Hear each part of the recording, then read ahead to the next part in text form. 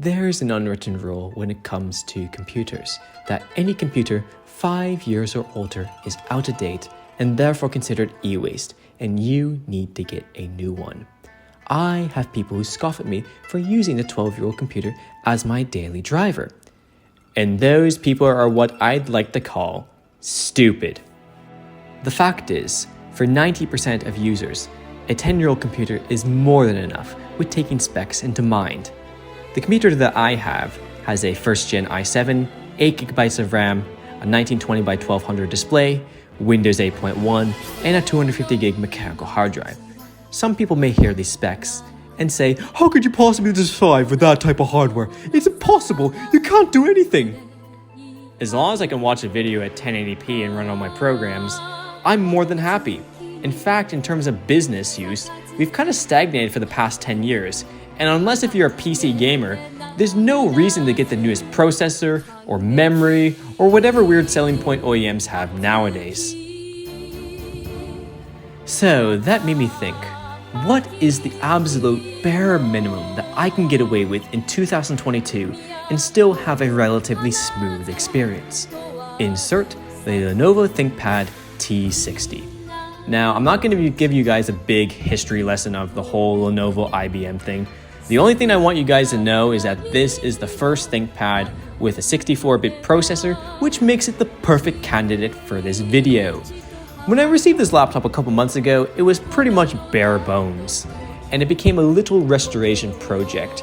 It needed a new CMOS battery, new stickers, a new hard drive, a laptop battery, which, believe it or not, was actually the most difficult thing to find. I went on eBay and there's all these aftermarket batteries, and what I always say, always go with OEM. Those aftermarket batteries and chargers are just ticking time bombs and they're just not worth it.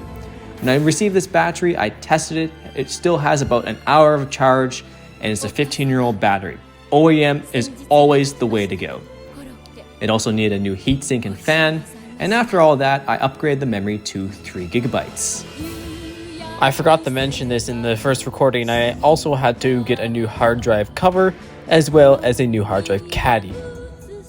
Now the specs I have on this one is a Core 2 Duo T4700 at 2.16 GHz, 3GB of RAM, a 1400 by 1050 ATI display, and a 250GB SSD. So this computer was good to go. Then came the task of having to choose an operating system, and although the T60 supports a lot of different operating systems, the problem is almost all of them are unsupported. So going off of hardware requirements, we're left with two choices: Windows 8 and Windows 10. Now, although Windows 8 does perform very well on older computers and is less bloated than Windows 10 and 11, it would be absolutely pointless to do a new Windows 8 installation. I love you, Windows 8. I have you installed on 4 computers. Don't ask why. But I just can't do it. So that leaves us with Windows 10.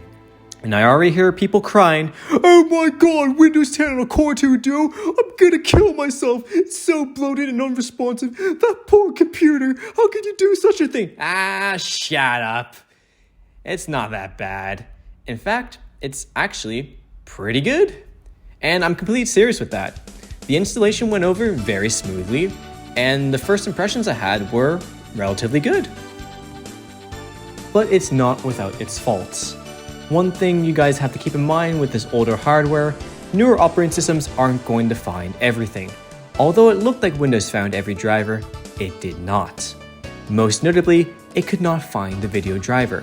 So it was using a Windows default video driver, which sucks so hard that watching video at 360p full screen was bringing the CPU to 100%. It also didn't find the audio driver, fingerprint reader, and middle click button. I downloaded all those after, and they work very well. But with the ATI display and how the new builds of Windows 10 handle transparency unfortunately doesn't work.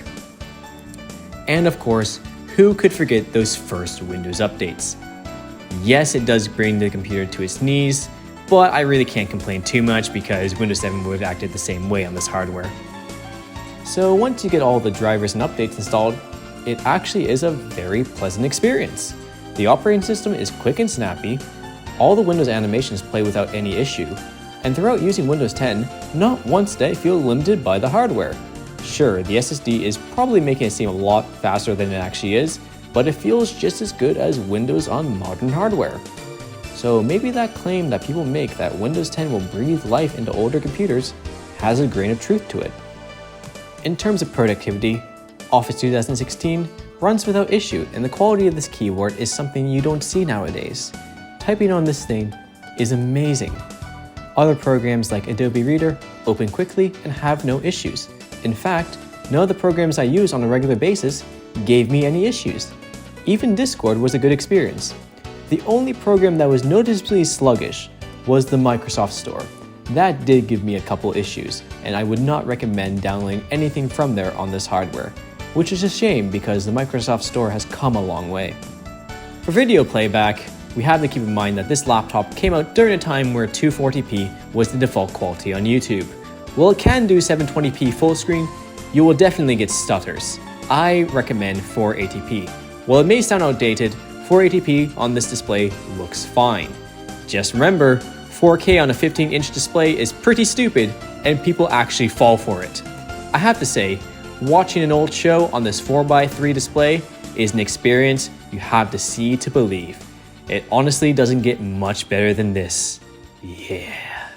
And that brings us to the topic of web browsing. As we know, the modern internet with all this stupid HTML5 crap is more bloated than ever, and even modern computers struggle with it. I recommend to everyone, especially if you're using an old computer, download ad blocker. The ads use so much CPU power, it's insane. The browser I used was Microsoft Edge, and as for browsing the web itself, it's fine. YouTube runs alright, just keep in mind the playback quality and you'll have a good experience. Pages do load a little slower than they would on a modern computer, but the comparison is by seconds. Just have a little bit more patience. The biggest problems are those sites that have videos playing in the background, as well as fandom wiki sites. Those are what I like to call web bloat. But I would say for general browsing, it's fine. And if there's a bloated website, just avoid it like the plague. And not just on an old computer, but for all computers. Last thing is a little bit of light gaming. I hate to break it to you guys, but you're not going to be able to play the newest PC titles on the T60. What a tragedy. But you can do some Windows XP era gaming as well as some emulation. My go-to game is Sonic Heroes, and it plays fine at 30 FPS, but for whatever reason, it struggles when you try 60. For the most part, the T60 does handle XP era games quite well. For emulation, unfortunately the ATI display does not work well with PS1 emulation. I'm using ePSXC 1.7 and trying to play Rockman Dash and get all these graphical issues. Such a shame.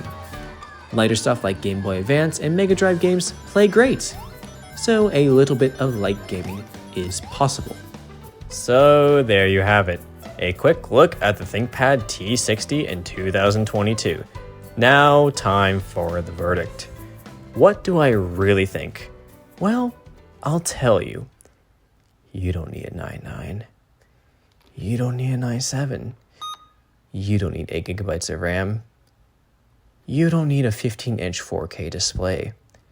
You don't even need widescreen. All you need is a T60. And taking into account all the other positives of the T60, the build quality is unseen in today's world. The display is beautiful and vibrant. The I/O wipes the floor with modern laptops. The upgradability. You can upgrade the CPU. You can't do that on modern laptops. The keyboard, you'll never see a keyboard of this quality ever again. It hits almost everything right. And the user experience in 2022 is still good. But would I recommend it as a daily driver in 2022? No. No. If you really want a budget ThinkPad, I'd recommend a T410. But to the absolute mad lad that's been hanging on to the T60 since 2006, I salute you. And to the businesses still running T60s, it will be good for a couple more years. What do I plan on doing with this thing in the future?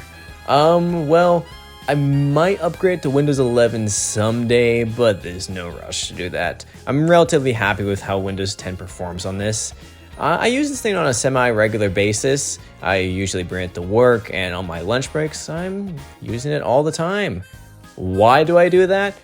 I don't know, I just kinda like it. It's kinda neat with that 4:3 aspect ratio display and just kinda flexing that, hey, a computer from 2006 can still get the job done.